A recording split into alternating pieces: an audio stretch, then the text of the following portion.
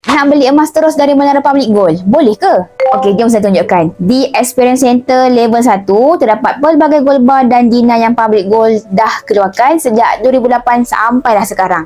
Ada pelbagai desain gold bar 1 gram ataupun 0.5 gram yang kita boleh dapatkan. Contohnya, buah-buahan tempatan, Masjid Nabawi, Masjidil Aqsa, bulan-bulan dalam Islam dan macam-macam lagi desain yang cantik. Koleksi dina pun ada, dari sekecil 1/4 dinar sehinggalah 10 dinar. Yang ini pula dirham. Sementara koleksi jongkok emas terdiri daripada sekecil 5 gram sehinggalah 1 kilogram, yang mana kita disarankan untuk ada 1 kilo satu keluarga. Jadi tuan-puan boleh datang beramai-ramai bersama kenalan dan keluarga untuk rasai pengalaman beli emas secara direct di Menara Public Gold. Tapi sebelum datang, pastikan dah berdaftar dengan mana-mana dealer aktif Public Gold yang terlatih supaya dapat memudahkan urusan tuan-puan di kemudian hari.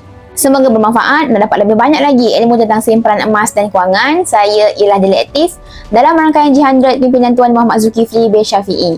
Boleh follow saya, Syahidah Pujaman.